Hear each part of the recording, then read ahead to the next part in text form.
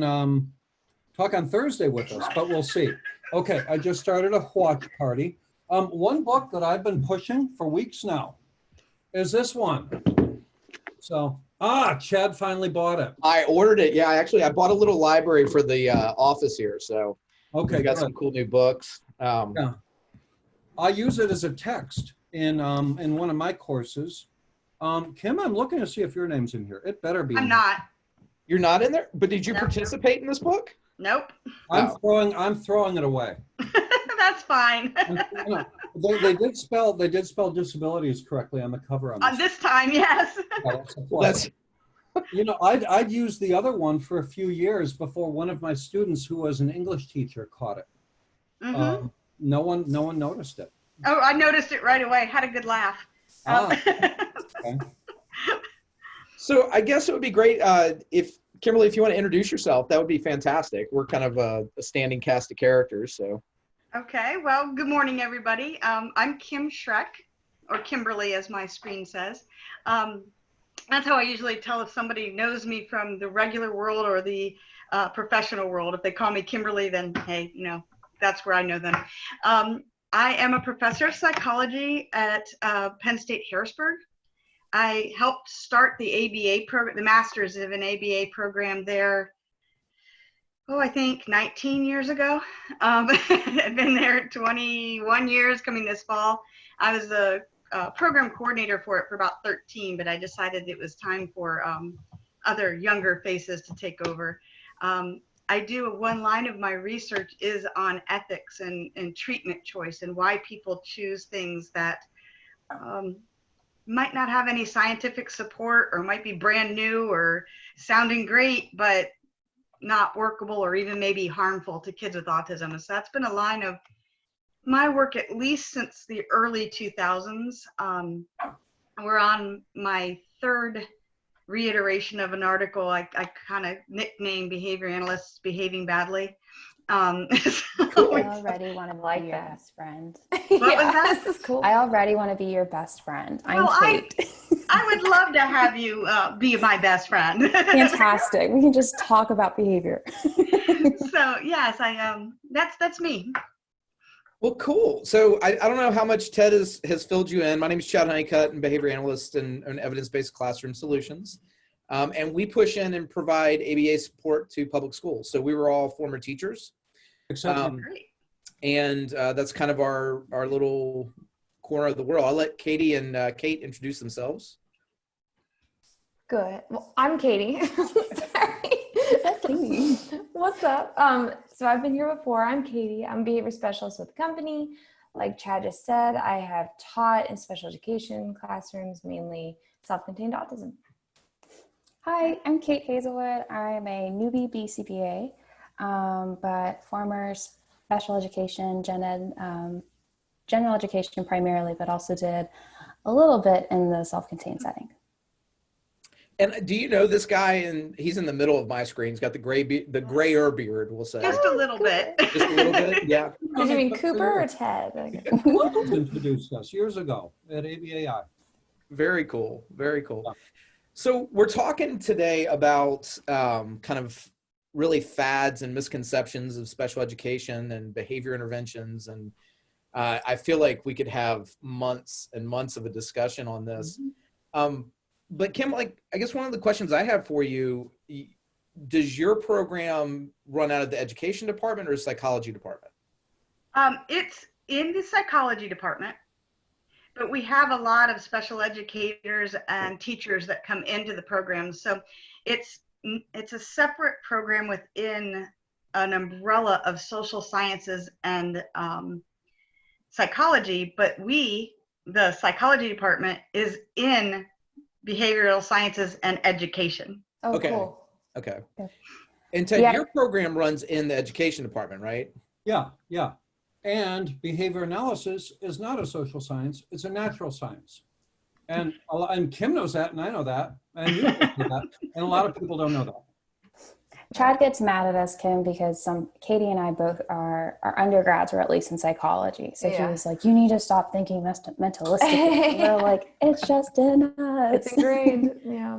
Well, I was a psychology undergraduate major and my PhD was in psychology, but what I was taught was how to translate it. Mhm. We're calling it the behavioral worldview now. Cool. And so like I can say things like, you ready? Don't flip off, but I can say Piaget was really great at observing behavior. He just had the wrong reasons for why it happened. We can translate that into behavioral Okay. reasons for why it happened. So Look at you name dropping there. but I'm trying to tell them they can still be a good behavior analyst even with that background. And for Katie. as much That's as nice to know. much grief as I give those two, they are really, really good at doing that translation and thinking. I mean, we're very fortunate at ABCS that we have all these different backgrounds. So we've got someone that was a former school psychologist, a speech pathologist, and all those things kind of blend and give us a really unique perspective as we kind of focus on how do we incorporate ABA into special education. And I would love to just go down the line, and Kim, we can start with you since you're our guest. And what is your favorite kind of myth that's out there, or just your one thing that just grinds on you the most? Oh man, I have to choose. You can choose multiple ones. We could just sit and listen. I think it would be fun just to sit and listen to you talk today. I mean, I probably could do that, but that would take everybody else's thunder too. that's fun. There are a couple things that I think that get to me the most. One is just a blatant use of things we know don't work, like facilitated communication. Of 20 years, and I'll let, if you get Jim on Thursday, go on about that, but 20 years of fighting it. And then what they do is they just change the name. Yes. And- Assisted typing, Mm-hmm. a rapid prompting method. Right. And I actually asked Jim Todd that the other day, and I said, how many different names have there been? And I think he came up with 20. I might be wrong on that, but they just changed the name, so they're trying to hoodwink people. So that's one thing that really bothers me.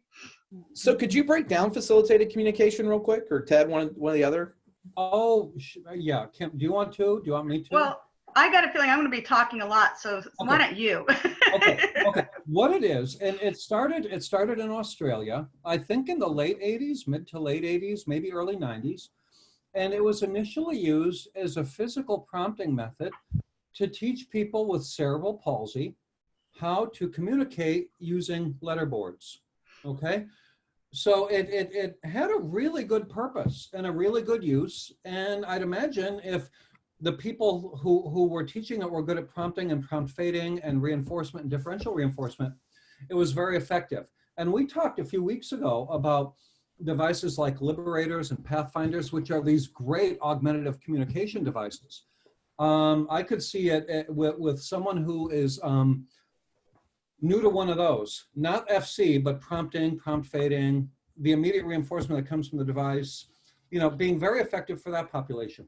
But very quickly, it was transformed into this thing in which people with autism, initially, I think, but it's since been applied with a lot of other people, it was said to unlock their inner being that was intelligent and learned how to read and write and compose poetry and everything else without any evidence of it before facilitated communication. And that what it is essentially steadying the person's hand while they poke out letters on a letterboard and then on a keyboard. And initially it spread like wildfire, like a California wildfire. And then people started looking at it critically. And every study that's examined and critically, every study that's been a well-conducted study has shown that the person who moves first is the person providing the assistance. And the problem with that is if I'm just steadying your hand, well, your hand has to be moving for me to steady it, right? But I'm moving the hand. And I'm kind of like, whether I'm aware of it or not, choosing the keys that you're pecking are choosing the letters you're pointing to.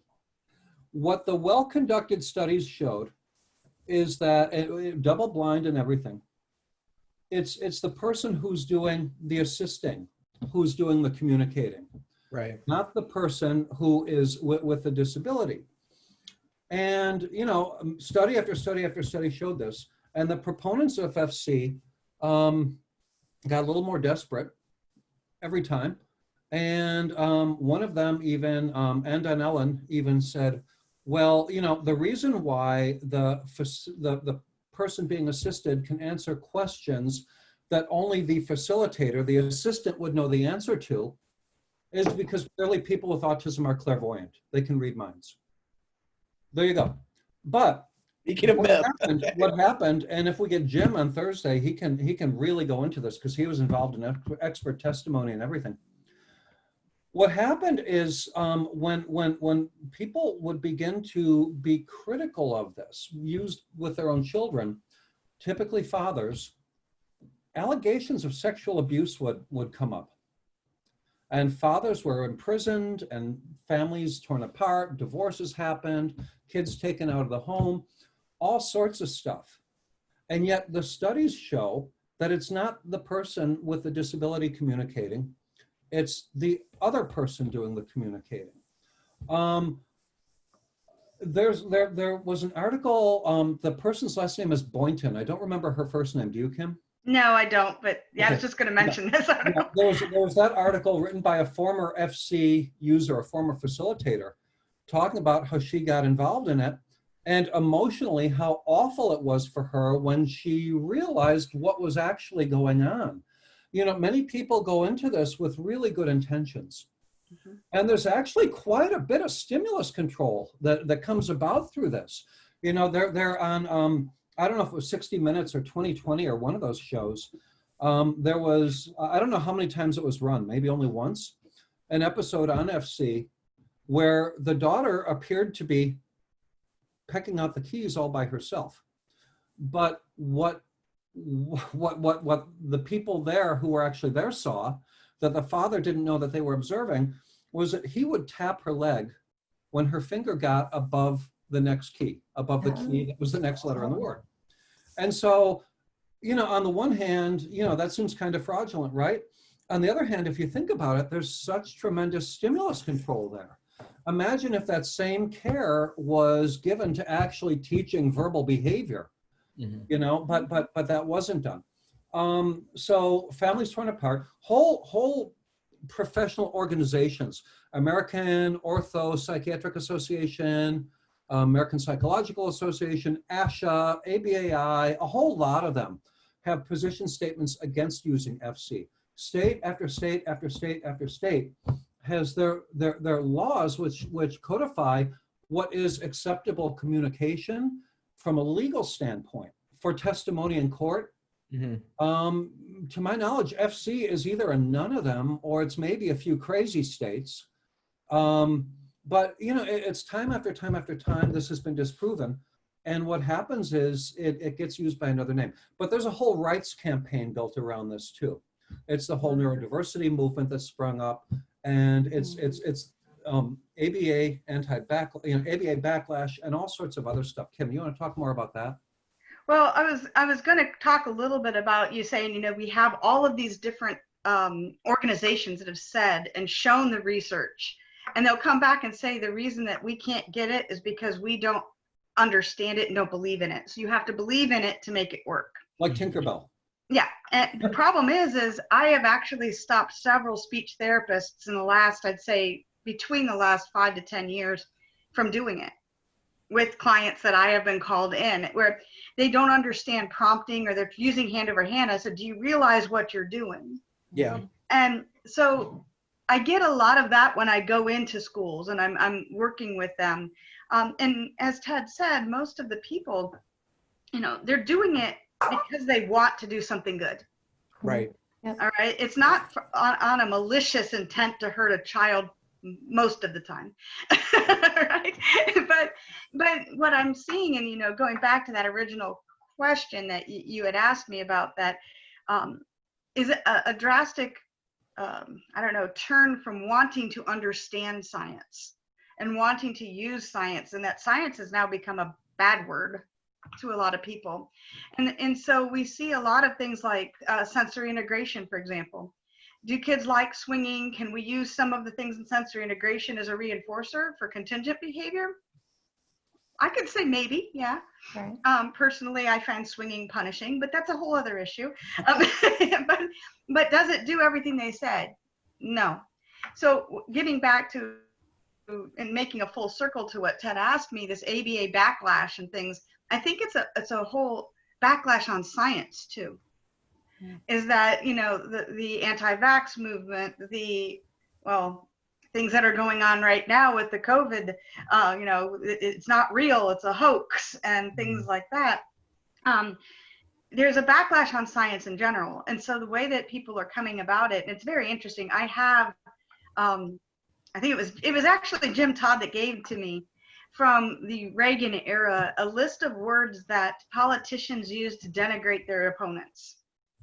And I took that list of words and started using it to look at how people denigrate ABA versus other non-scientific treatments. Interesting. Yeah. Cool. They have those words. They're using those words to come at ABA, and they're using things. And I actually presented at ABAI this year some of the information, but some of the words they can be classified, and one of them is scientific. And they'll say things like we're abusive because we use science, and we're not. Another part is we're not child-centered. We're science-centered. And yeah, that I do that a lot. You know, throw my hands up and roll my. Katie does this when she gets I irritated. was like, no. And we're concerned with the behavior of the individual. We're concerned with the individual's life. What could be more person-centered? I don't get it. Right. But I'm looking at this, and so I'm seeing this ABA backlash and how this movement is starting as being a more global movement of anti-science. And it's a political movement in the sense that they're using these words that politicians have been using for years to say, you know, Republicans are bad or Democrats are bad or my opponent is bad. And they're using them against us, but changing them slightly. Well, so I just kind of bumped on a couple things. I mean, Kate and Katie, I mean, I know you guys for sure. We've been very fortunate to work with pretty good speech pathologists and OTs, but you see the trickle down of the facilitated communication with full physical prompting in a lot of self-contained classrooms, hand over hand writing, hand over hand typing, those kind of things. Hand over hand doing the state, you know, standards of learning assessments. Right. VAP. That's a whole other topic. Yeah, let's not. Yeah, I mean, that actually we could get. I mean, because we are talking about myths in special education, we could talk about VAP. Yeah. That could be fun. Of course, you're up in Pennsylvania. I'm sure you have something similar, but Oh, we do. It's terrible. yeah. So why do you think that this stuff lingers? You know, it seems like it's an easy thing to filter out, but it does linger. And let's just kind of stick with the full, because I think to kind of bring this into an educational conversation, the full physical prompting component of facilitated communication. I mean, there are times when full physical prompting is a good thing, but it certainly has to be faded. But when we're talking about communication and expressing intent, full physical prompting kind of negates the individual in my mind. So why they linger and why people choose to do them, I think, are intercorrelated. I've been just in the last few years really trying to look at it more like a functional analysis of the people in the room.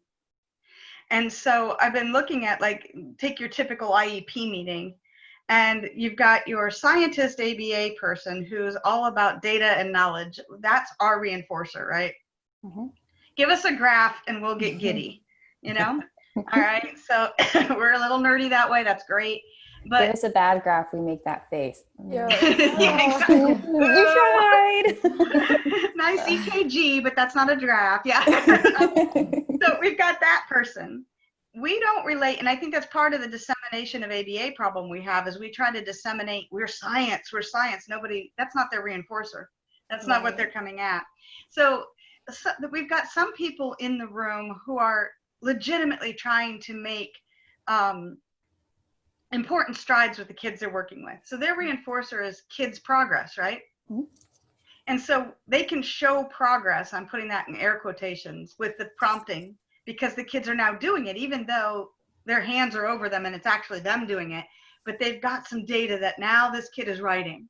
Mhm. It doesn't matter that they don't have the definitive steps in prompt fading and showing progress on that, because they're getting something. So they're highly reinforced by seeing this next step. Yep. So now they generalize that to the next kid. Look, I got this kid to do it. I can get that kid to do it, even though they're not understanding what is happening. So we've got that one. Then we've got the other person who is highly reinforced by negative reinforcement. Make this kid stop whatever they're doing, Right. or their parents shut up. Anything that'll get me out of this situation. Yep. So if they're seeing some kind of progress or something that they're deeming as progress, even though we wouldn't, then that is reinforced in the sense of, okay, people aren't yelling at me anymore, or the kid's not throwing things at me anymore. Yep. And so so we've got, it's the individual doing it where the reinforcement systems make it linger. And that's why we sometimes have difficulty when we have our ethical code of convincing other people and working with other professions, because we're going at it as science, but that's not their reinforcement system. It's the That's other a really stuff. good point. Yeah, because I think if I say, but this is science, like I automatically assume just because I'm biased, right? Like, you know, that's gonna be like, oh, okay, like to think that gives it like meaning or validation or something. So yeah, that's a really good point when So you're I've been going into a looking room at- of people. Yeah. That is why people are choosing to do it and continuing to use it. I did some research with BCBAs and BCBADs and BCABAs. They also say it's for a lot of them, it's negative reinforcement, in the sense that they have so much pressure from colleagues and like administrators to just do whatever anybody asks them to do, Right. that they do it to get that, to make it stop. Yeah. And to keep the paycheck coming in, because you got bills to pay. Sure. Yeah. Mhm. You have children to Exactly. feed. Right. You know, so there's that, you know, and I love that you're kind of looking at it as a functional analysis sort of thing. And I've been thinking in terms of that, and in terms of politics and all the social stuff going on right now, this whole thing just, you know, it's, I think Sigrid Glenn's whole meta contingency analysis thing is really important. And I don't know enough about it to say anything about it other than it's there and I should really learn more about it. But that's at play in these meetings too, because the school personnel have a lot of stuff they have to get done. And they end up saying and doing silly things, and they think they're doing the right thing sometimes. Right. I was in, and I'm in the midst of a series of IEP meetings for one student who has had some difficulties, and the school has not done a really great job. This was an IEP goal that they proposed, and I had them rewrite it correctly. Student will identify his role and responsibilities in a situation with a peer or adult by displaying appropriate reactions and responses to his behavior on 90% of observed occasions. And I asked them, so what's he doing? What's that mean? And they just reread the goal. And I said, well, is he identifying? Is he displaying? I have no idea is he responding? I have no idea what he's doing. And we came up with something more reasonable, like he will conduct himself appropriately given adverse situations. And then further definition is needed there, but we got it linear. But the same school, we were in, this was 2 IEP meetings later, 1 IEP meeting later. I asked them, you know, so what is it you're going to do to address this deficit that you've identified? And they say, oh, we're using an evidence-based curriculum. And I said, okay, which one is it? And I was hoping to hear like, we're going to do precision teaching, we're going to do something else, you know, which I guess is evidence-based instructional methodology. You know, they gave me a name of like this trademarked thing, brand name for the product. And I pointed out to them, well, okay, so there's research behind it that shows when it's used in the manner in which they intend that it produces good results. But there's a difference between curriculum and instruction. Yes. Just And because that's we a have this huge- product doesn't mean, it's kind of like the gym membership that I have. I've gained weight. I bought a gym membership. What's the problem? Well, you have to actually use it correctly. You know, Well, they that's develop this product, and as far as they're concerned, and they don't see that you know, I think it's just they don't understand. They're not Well- trying to be devious, but they're saying, no, we're using an evidence-based product. My colleague and I, John Ivy, just presented at ABAI in a symposium on that wonderful thing that we did this year. That was really hard to do, by the way. It was. But one of the things that we agreed with and we were trying to present is that we're afraid that ABA, and especially in school districts and things with these evidence-based curriculum, is becoming a point and click methodology. Yes. And so like, and we equated it to like when we first did computers, and I'll date myself, like when I had to do statistics, I had to program the computer to And give me a Fortran? mean. Yeah. Oh, You know, you God. had to, yeah. Oh, yeah. Oh. That's how old I am. I mean, You had to statistics go is in hard anyway. Like, You had to Sorry. do it floppy. You had to write, you had to understand the code to write it, to even give you a mean or an ANOVA or any of kind of basic statistics stuff, or to do the graph. There wasn't a click insert graph. You made these things, right? Never thought I'd be thankful for SPSS now. Yes, exactly. I do that and I get You stressed should out. be. I'm like, oh, I still have the manual. Like, You should be thankful. But and when computers started, people had to understand the coding, and then it disseminated and became applicable and easy for all of us to click on something, and that wasn't a bad thing. It Mhm. gave us a lot of good things, except for now, if something goes bad on my computer, I can't code and figure out what's wrong with it. I just have to throw it away and get something new. I have no idea how to instruct my computer. Like, I could not instruct Excel to fix things, trust me. All right, so we've got that analogy, and we're using it now in ABA, is that a lot of the foundations of understanding, when, like, even when I first started, were there. And so when you got a curriculum or a suggestion like the original Me book or the Lovas curriculum stuff, for you understood what that meant was, here are a couple things we tried and in the order, but when you put this to work with the kid, you got to know how to instruct it and what to do with it and how to fix it or change it. And now I get responses in the school district is, I follow XYZ curriculum. It is ABA based. And so the next goal is, and I said, but this kid isn't understanding. How are you going to instruct it? Are you going to use prompts fading, all that? And they don't know. They just say the next step is. And so we're becoming point and click, and it's scaring me.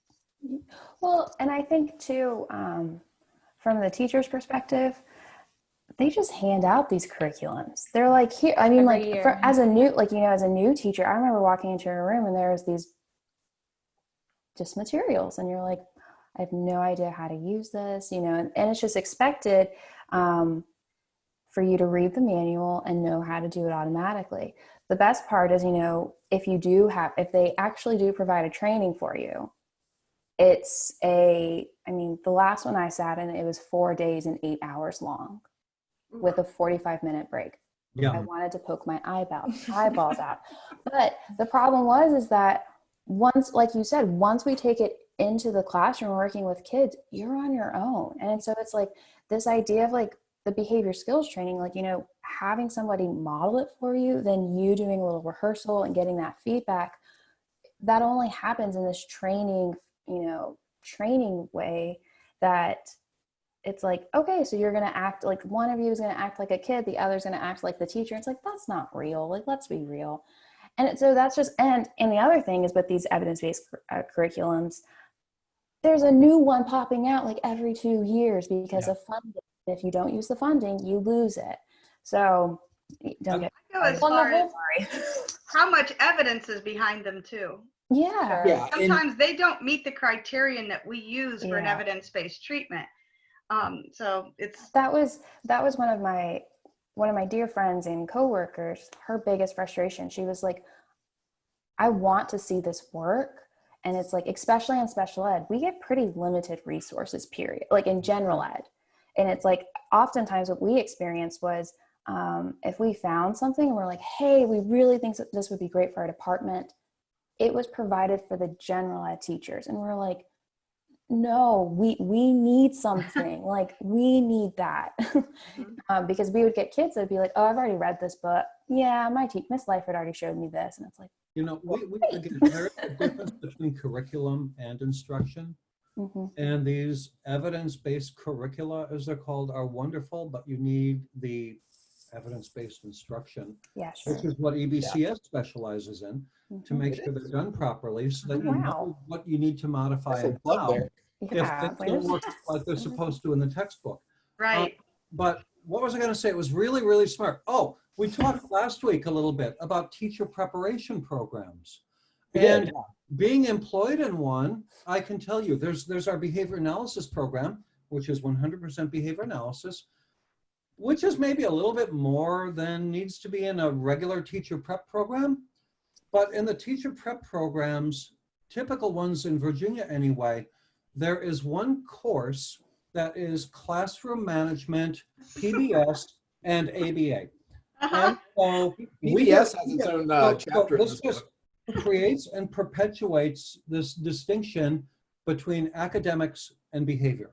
Mhm. And so the teachers are, and I think administrators and stuff, they're kind of doing the best they can given what they have to work with, given their preparation. Right. And Kim, I think you're right. We don't do a lot of good for our field when we're kind of geeky in our dissemination of stuff.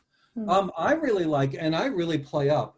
My data are nice, and I share my data with everyone, but I play up how much happier the kids seems, how we're not getting these meltdowns anymore, how the family can actually go out to a restaurant now and things go well, how the teacher has time to spend with other kids now, how other kids are looking less afraid. All those human aspects of it, we need to pay more attention to. Right. And we also need to get better at teaching teachers and administrators what to do, because Yes. I think that's the biggest myth of all, right? That there is this wall between behavior and academics when, I think we've talked about it literally every week, that they're the same thing. I mean, everything runs together. behavior is anything you say, do, think, or feel. Yeah. And I really like this difference between this idea, there's a difference between curriculum and instruction, because you can use evidence-based practices with an index card and a Sharpie. It really, it doesn't have to be this kit, this fad thing, but schools divisions are so wired to And so are and I think- parents. And so are Yeah. parents. and so are the parents, absolutely. Because they come in that's- and they ask the teachers, what are you using? What And if program we're- are you using? Yeah, what Yeah. program are you using? And even if I was to say, like, oh well, when I'm teaching this subject, or working on vocabulary or spelling, I'm going to use discrete trial training. And they're like, no. But what curriculum are you using? Right. And you're like,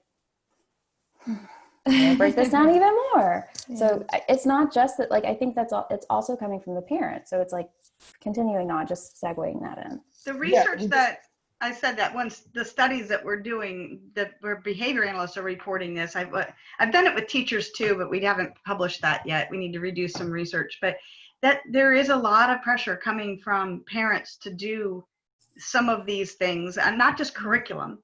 Like, hey, you're going to do, I had a parent tell me, you are going to do this particular treatment. And I said, no, I'm not. And they said, but I'm paying you. I said, well, no, you won't be, because I'm not doing it. Yeah. And so there is a lot of pressure on that. And she goes, well, then I'm not hiring you. And I said, well, that's fine. I can help you find somebody that's a better match for you.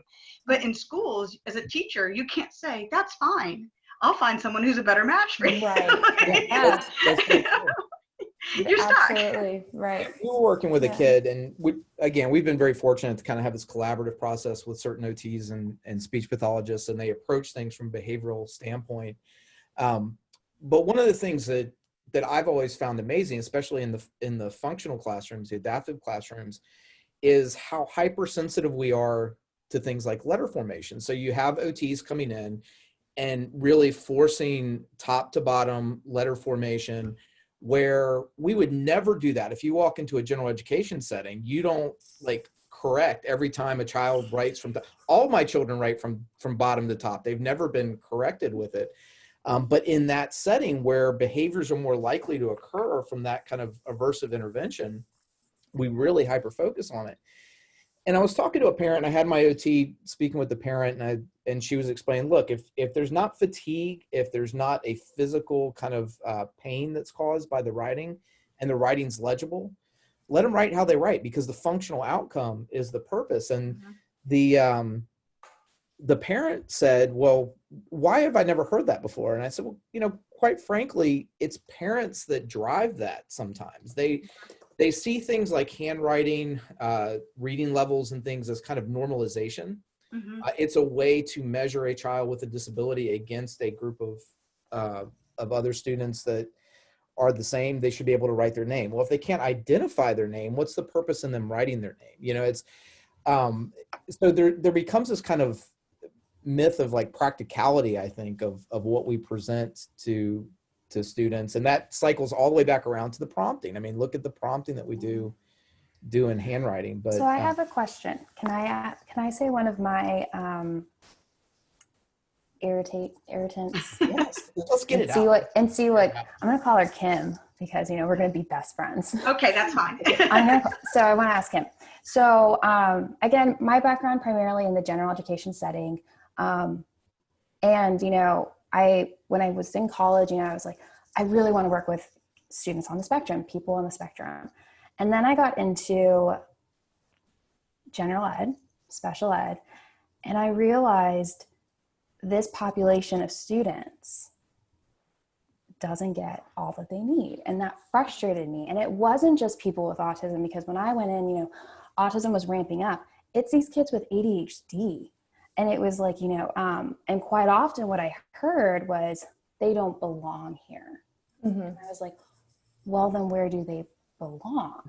And that was something that really irritated me. And that's like why I honestly, like, my biggest push, and like, I've had these debates with Chad before, why I went into behavior analysis is because there's this population of people, in my opinion, in the gen ed setting, that because they were placed in the gen ed setting, they are expected to be successful and the way the rest of the curriculum is being taught. And that just frustrated me to no end. But it was like, that's something I got often, was like, they just aren't, behaviorally, this just isn't an appropriate setting, and academically, this just isn't an appropriate setting. And I'm like, then where should they go?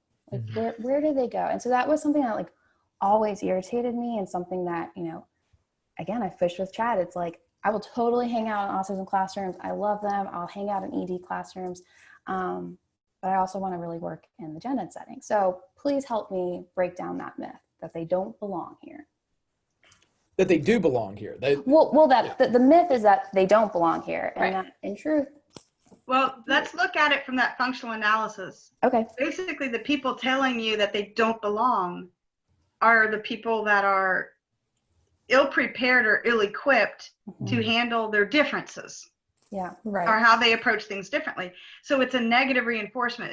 They're pretty much begging you to help them make this stop. Make all of this stop. And so the best way to make that stop, the quickest way to make that stop, is please remove this child. Sure. Now my room is now easy. Yeah. Well, and I think they set themselves up too, because like, we come in as a reactive approach versus a proactive approach. And so, we'll provide suggestions. And I think sometimes it's like unintentionally, they kind of set themselves up for failure, because they're like, I don't want them in here. I'm going to say I do the best I can. Let me give you a very funny story. Please. All right? If you ever hear me say ODF, it stands for your own darn fault. Oh, it's okay. Like that. I put this on YouTube as not suitable for children. Okay, so ODF is your own darn fault. And this is a personal story from my own life, not a client's life. Okay. Mhm. My youngest son has, I swear he could be a comedian when he gets older. And when he was in elementary school, he liked to tell jokes. And the teacher, you guys will be crazy with this, he's like, he's disrupting his classmates. I'm like, I'm sure he is. And I don't need to do a functional analysis. It's attention-based, maintained. Okay, I know what it is. This is what it is, all right? It's attention maintained. And I said, what do you do when he gets done with his work early?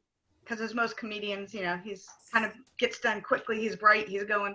She said, well, he has to sit there or do more work.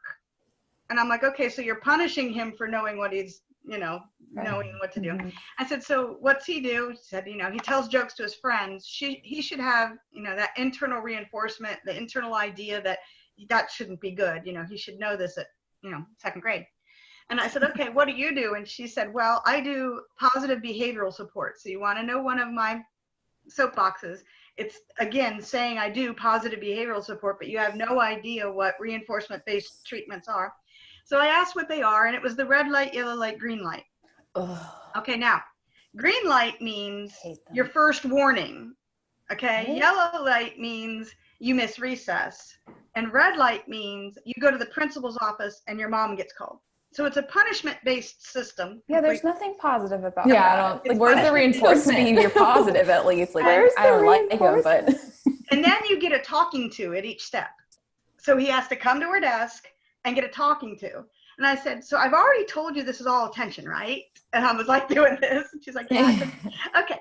I said, let's do some little simple things. Let's get him a little book or something to put on his desk where he can write his joke and then come and tell you or his friends later at a more appropriate time. We'll teach him to discriminate. No, Mhm. no, that will make him look different. I said, so getting green, yellow, and red, and then being called to your desk and getting yelled at isn't making him learn, look different. Nope, that's the way we do things. Well, also he's going to be stressed out when he's older and driving. So. Yes. Red light, like, no. Very I'm good. gonna, he's going to see that teacher in his head forever every red light he gets. Right. It's like, oh. So I came up with all of these great things to make him fit the classroom, Kate, like you were saying. yeah. But she's just like, he just doesn't belong here. I'm like, well, he doesn't go Yeah. to special education because he's finished with his work. So, and Yeah. he's not, they didn't want him to go to gifted, Mhm. so where do you want him? So that is, and I looked at her and I said, so you're willing to change nothing and you want to continue exactly what you're doing. And she said, yes, but I want his behavior to change. Yeah. And I said, ODF, Yeah. and walked out. I'm like, it's your own fault. I don't know what to say to you anymore. like that. ODF mic drop, walk out, mom. Sorry.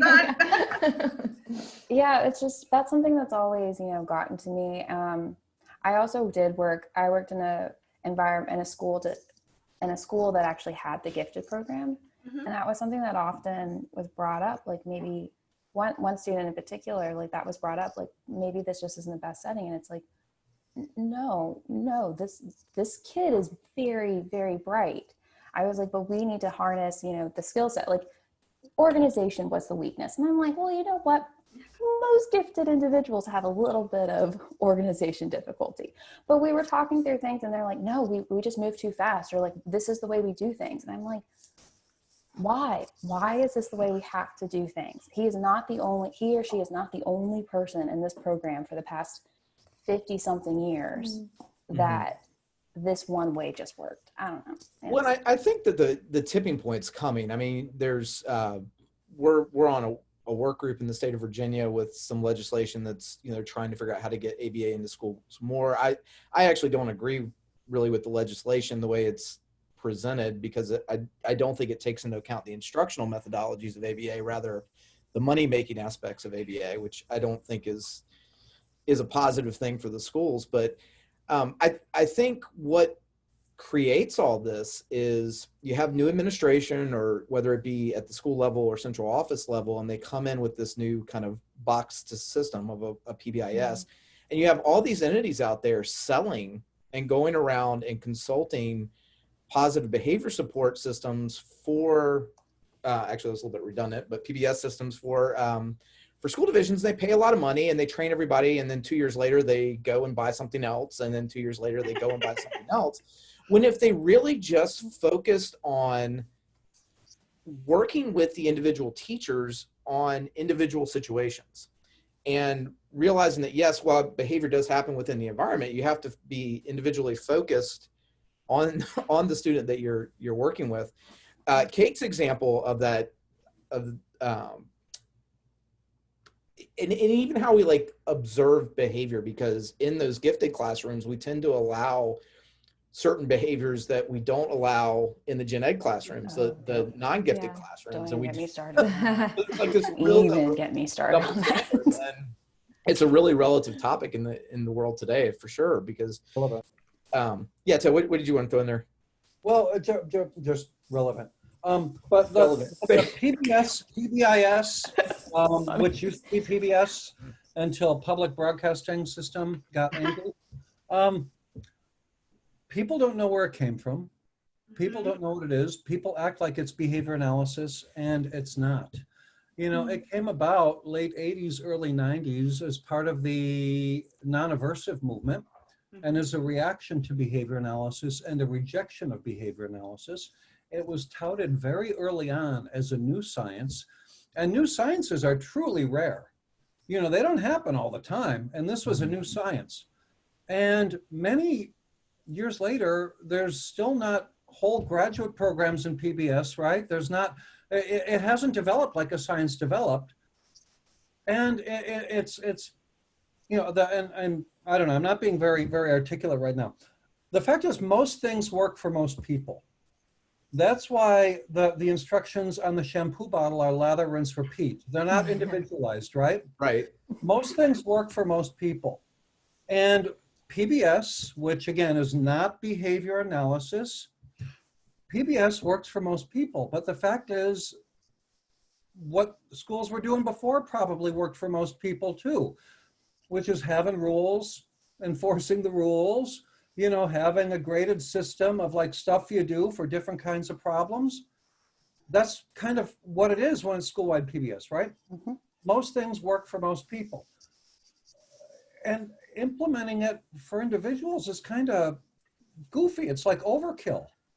Because if it's this student who's having the difficulty, my analysis and my intervention needs to be for this student, not for the whole school. Anyway, I'll be quiet now. I'm not being very articulate. We had a comment, and Pam, who's been, she's, Pam, I think you're with the city, with one of the schools divisions we support, but if I recall, you're a school psychologist, if I'm thinking of the right Pam.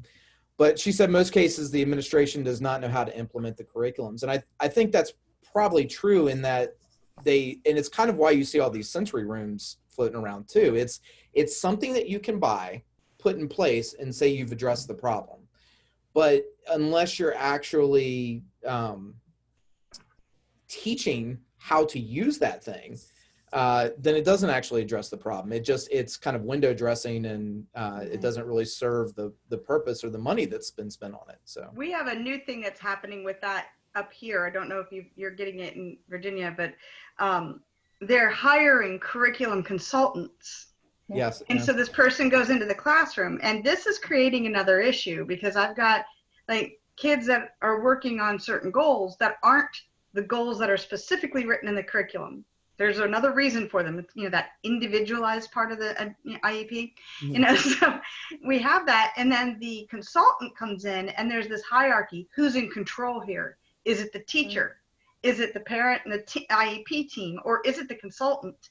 And we're having what I would call for nothing better than turf battles being played right now, where the people know the curriculum, but as Ted was saying, not the educational instructional technology to implement it. So they're saying, oh, the kid's not making progress, we're just going to drop him 3 steps down in the curriculum then. Right. And they're like, that's not the problem. The problem is how you're instructing this step. He already learned 1 and 2. It's 3 that's not working. And so now we're getting fights and due process and things going on over the curriculum consultant. Well, and personally, like an experience I have with curriculum, maybe not the consultants, but like some of the school divisions are also doing curriculum coaches. So like within the division, they fostered this group of people, this team, and they've split them throughout the schools in the division.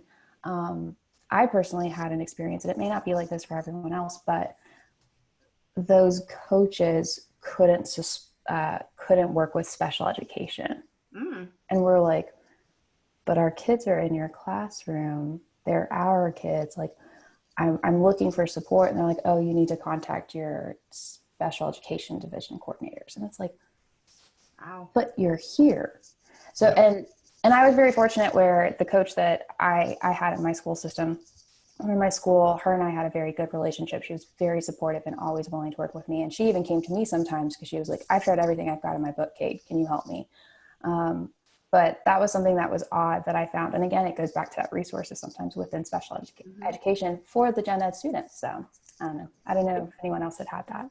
And behaviorally, you see that within the school divisions. I can't speak for Pennsylvania, but I mean, I kind of watch, you know, what's going on job-based wise throughout the country. And you have schools employ behavioral coaches, behavioral specialists whose qualification is only that they managed a classroom well. They Yeah, managed maybe their taught for classroom 5 years. right? Yeah. And they're not actually coming in with any science or evidence-based kind of procedural methodology in what they're doing. You know, when we, like within ABCS, when we talk about behavioral specialists for us, it's somebody that's getting ready to set the boards for their BCBA, you know, and they've got an advanced degree in ABA. So Well, I think that kind of speaks to the same thing with the curriculum coaches. A lot of times the instructional coaches that are hired in the school divisions were just really good teachers. Mhm. And they've kind of been bumped up just to have a place to bump them up, you know, like kind of, because there's not a lot of upward mobility. I think an interesting kind of side conversation, all this, and I think about it going all the way back to the original topic of the full physical prompting, is an OBM conversation within schools and how that works. I mean, I think one of the reasons why you see full physical prompting is that reinforcement of getting something out of a student that's really difficult to work with. And I think one of the challenges within school divisions is that no one really controls the schedule of reinforcement or the schedule of evaluation, right? So it'd be very hard to come in with an OBM model and really try to improve it. I think what we do as a company is we kind of look at that mindset within the individual classroom, pair with the teacher, and try to make that staff feel more successful in what they're doing. But just my thought on that. Ted, what do you want to say? Oh, I'm old. I forgot. You sorry. forgot. So It was relative to full physical I prompting. need to explain that to Kim. I mean, Chad is working really hard on saying relevant when he means relevant, but it keeps coming out relative. Right. Oh, okay. We all have our things, so it's just I remember. Very we target often, it. when the emphasis is on the product rather than the learning process, that's where I see a lot of full physical prompting coming in. Although sometimes physical prompting is appropriate, and it's airless learning. Yeah, it's the right thing to do. But again, people, you know, we gotta. People don't understand that there is a difference between process and product, and there was more, and I forget what it is. I was teaching. I actually cross teach into special education, so I teach a special ed class on ABA and autism. And I was teaching them my students a new way to write goals, because all of the short-term objectives they've got are like 60% correct, 70% correct, 80%. Getting at what you're saying is the product. So I said, how about you rewrite the short-term objectives where the goal is independent, and each of the objectives is a process. So you might say, like, with a light physical prompt at the wrist, and then maybe it is the graduated guidance is written in the objectives. So trust me, it took me an entire semester of revisions. I think some people, I might have even revised it 150 million times to get the idea of an objective towards a goal can be a process. And so I think it is the way they're taught also how to write the goal. But and that makes so much sense.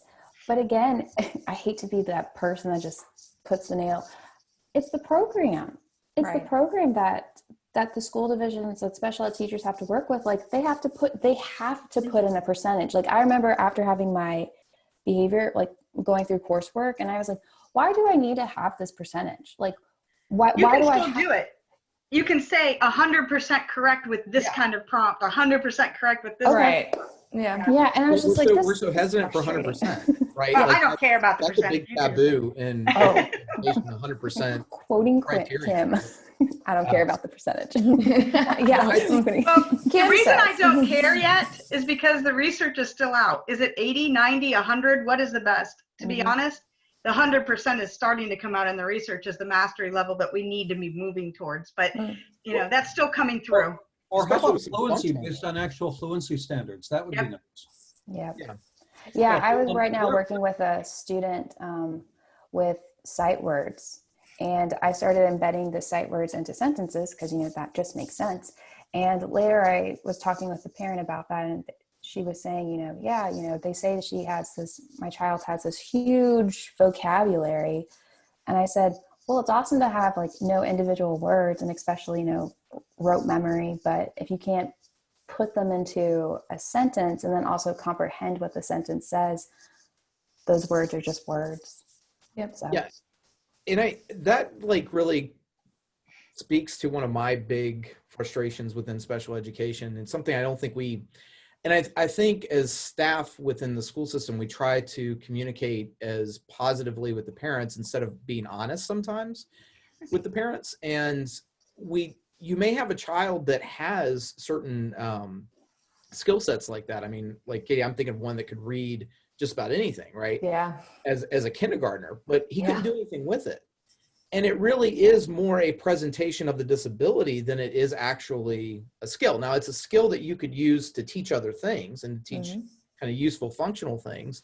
But it was presented to the parents as he was a savant, or he was just really intellectually high, but he didn't know how to do anything with that information. And I see that a lot where you've got kids, and I've had parents say to me, well, he should be doing what every general ed student's doing because he has an average intellectual ability.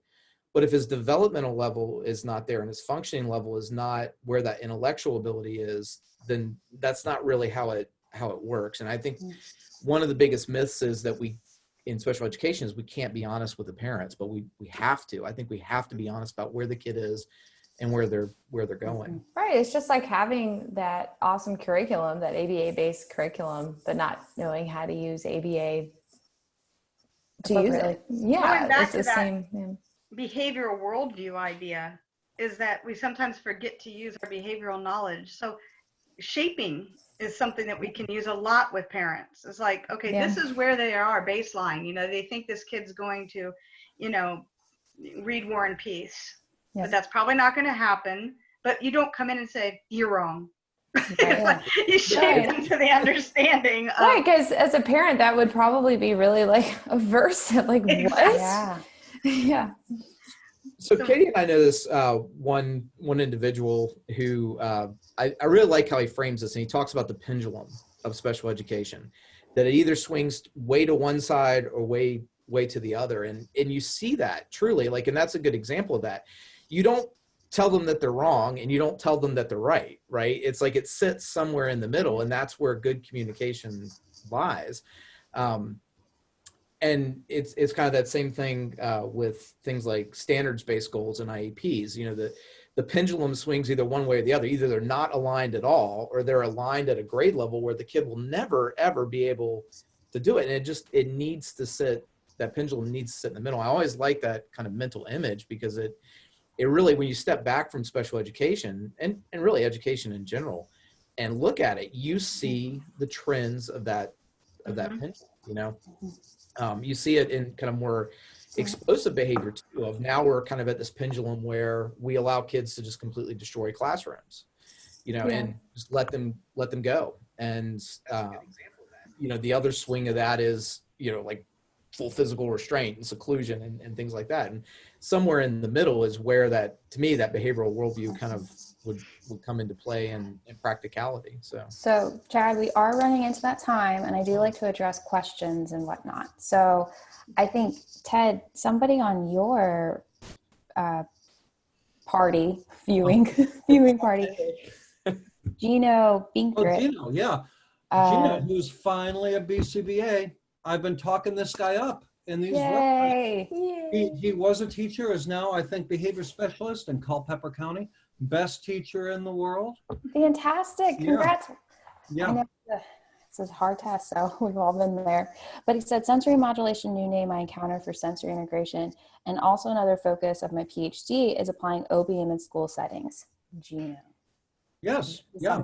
Well, way to go, Gino. Talking a lot about. So yeah, Gino's in the doctoral program at Mason. Maybe I'll be on his doctoral committee. I don't know. Well, Ted, keep me posted on his findings. Like maybe I will. Because that's something that I've gotten a lot of debates with Chad and Brian about. Well, maybe I will. About the ability to use OBM in schools? Yes. Yeah. Okay. Yeah, you can. It works. I sort of do it a little bit in marriage and family therapy. But Kim used the word, this is just a fun fact. Kim used the word worldview. The German word for it is Weltanschauung. And in About Behaviorism, Skinner's book About Behaviorism, he misspelled Weltanschauung. Oh, Skinner. It's W-E, I know, idiot. Weltanschauung. 2 U's. That guy. I think we Had just ought to only go back one and U read at the end. It's kind of like saying relative instead of relevant. And he was, when the first time I read it, 1983, he was still alive.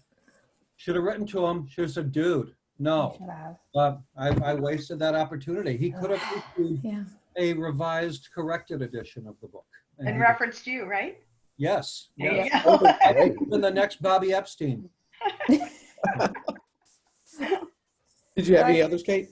No, but I thought that that was just really exciting because that's something that maybe we can touch on a bit on Thursday. Yeah. But Yeah. OBM, because we can't, like you were talking briefly about, we can't control the schedules of reinforcement. We've talked about, financially, what's going to be the MO for teachers. Well, our MO is progress within our students, but also like we do need a paycheck. Not much, but Yeah. Actually, one of my students did a project on OBM in schools. She was a teacher moving to be a behavior specialist and worked on basically treatment integrity and had the teachers come up with the idea of what their reinforcers would be. Everything from like wearing jeans to extra time to plan and things like that. And so if they followed the behavior specialist's programming, then they would earn points towards a raffle to win these prizes. Cool. Oh, see, I would have like anytime somebody asked, Kate what will do you do want to work anything to for? go jeans. Jeans. Jeans. Yeah. 1000% Well, jeans. I mean, now we can wear, I mean, we're not in schools right now. It's I just know. sad, Yes. but Now you can wear we anything. can you want. wear jeans I'm now. gonna dress code. So I got to think of a new MO. Yeah. Yes. All right, so guys, it's about that Fantastic. time. Kim, you're welcome to join us again on Thursday. Yeah, Kim, you're welcome to join us again on Thursday, and we'd love to have you. I really enjoyed listening to you, and I think we can just kind of expand this conversation. I would like on Thursday to get a little bit into the sensory integration stuff, maybe some of the other kind of pseudosciences that are out there that kind of surround autism. Let's get into voodoo too, because it's all kind of the same. And Ouija, Ouija boards. Ouija boards, yeah. Can we do that? Right Okay. on the- Yes. Yeah. I'd love to join you. I appreciate this very much. I was very honored to be asked and I enjoyed it. Absolutely. Thank you so much. And with that, we'll see everybody on Thursday. Thank Great to you. meet you, Bye. Kim. Thank Bye, you, Nice guys. to meet you too. Bye. Bye, my new Nice best to meet friend. Yes. Bye. Bye, everybody. Thanks a lot. Bye.